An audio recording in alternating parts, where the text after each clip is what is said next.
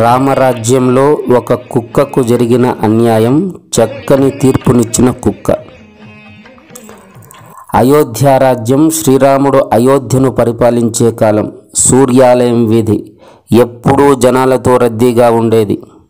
మిట్ట మధ్యాహ్నం ప్రజలందరూ వారి వారి పనుల్లో మునిగిపోయి ఉన్నారు. ఇంతలో హఠాత్తుగా ఎక్కడి నుండో ఒక వీధి కుక్క దాని తల నుండి రక్తం కారుతున్న దాన్ని లెక్క చేయకుండా తన పళ్ళతో ఒక భిక్షగాడి పంచెను గట్టిగా పట్టుకుని లాక్కుపోతున్నది. ఆ భిక్షగాడు భయంతో కుక్కను అదిలిస్తూ ఆ కుక్క నోట్లోని పంచెను లాగే ప్రయత్నం చేస్తున్నాడు.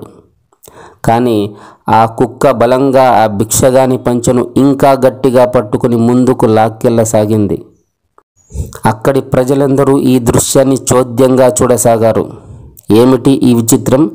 రామరాజ్యంలో ఒక మనిషిని కుక్క బెదిరించడం ఏమిటని కొందరు, అయ్యో ఆ కుక్క తల నుండి రక్తం కారుతున్నదని జాలి చూపిస్తున్నారు మరికొందరు.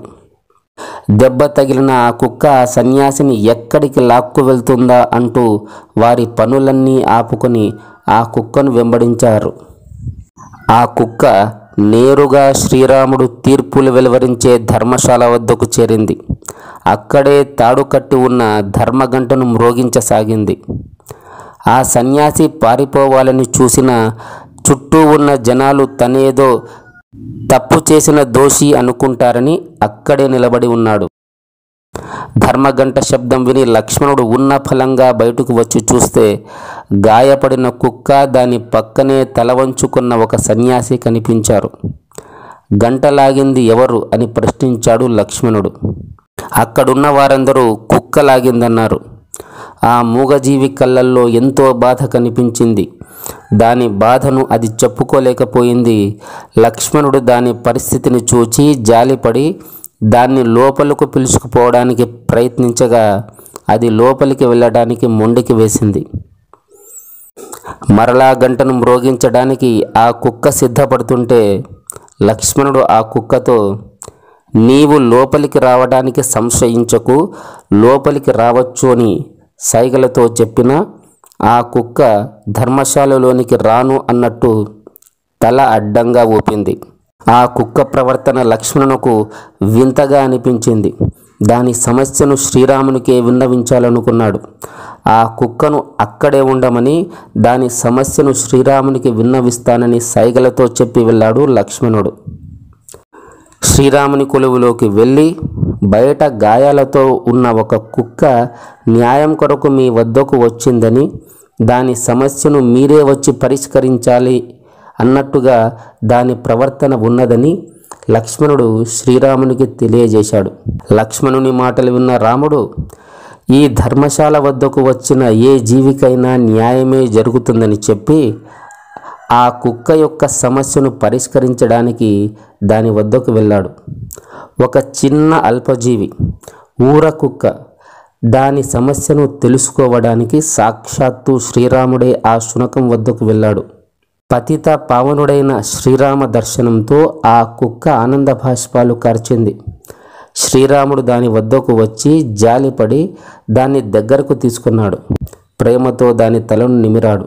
నిదానంగా ఆ శునకము తలపై ఉన్న గాయాలు మాయమైపోయాయి.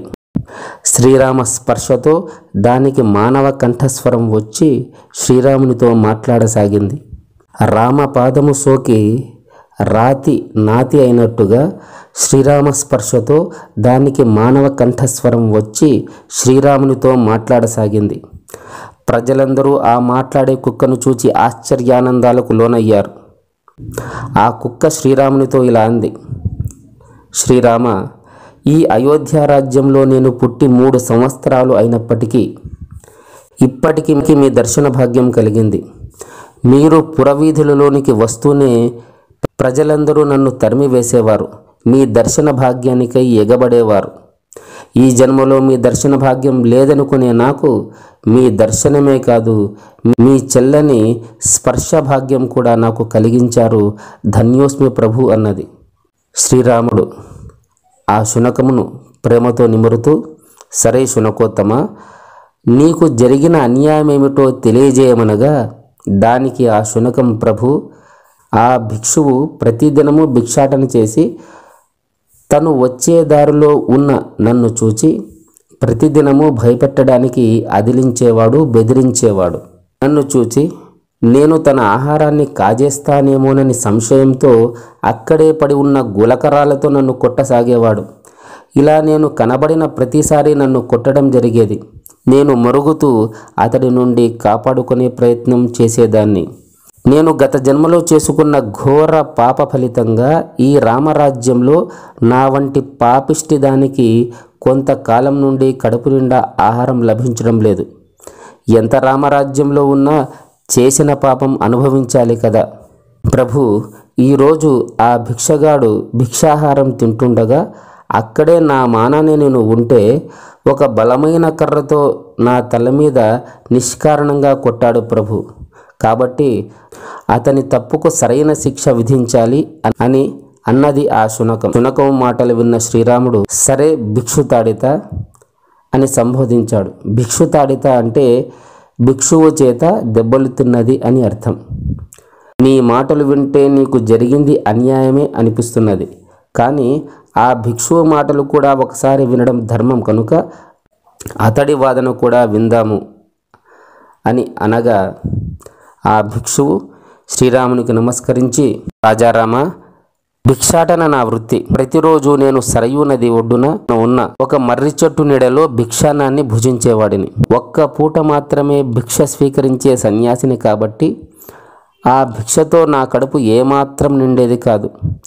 ఆ భిక్షాన్నాన్ని భుజించే సందర్భంలో ఈ కుక్క పరిసరాల్లో రోజు ఆహారం మీద ఆశతో తిరుగుతూ ఉంటే అది ఎక్కడ నా ఆహారాన్ని ఆశించి నా ఆహారంపై దాడి చేస్తుందేమోనని కంగారుతో నేను దానిని ప్రతినిత్యం కొడుతూ బాధ పెడుతూ వచ్చాను. ఏ జన్మలో చేసిన పాపమో కానీ దరిద్రుడు బంగారం ముట్టుకుంటే బూడిదవుతుందన్నట్టు రామరాజ్యంలో ఉన్న ఆ పూర్వజన్మ పాపఫలం ఎటువంటిదో కానీ ఈరోజు నాకు భిక్ష చాలా తక్కువగా లభించింది.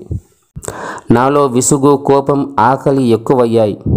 కోపం అధికమైన వాడికి విచక్షణ జ్ఞానం ఉండదు కనుక కడుపు నిండా భిక్ష లభించలేదనే కోపం ఆ శునకం పైన చూపాను. నన్ను క్షమించండి ప్రభు, తమరు ఏ శిక్ష విధించినా నాకు సమ్మతమే అన్నాడు ఆ భిక్షువు. ఇద్దరి వాదనలు విన్న శ్రీరాముడు ఆ శునకంతో, ఓ భిక్షుతాడిత, ఆ భిక్షువును ఏ విధంగా శిక్షించాలని నీవు అనుకొనుచున్నావు? నీ అభిప్రాయాన్ని చెప్పమని అడిగను.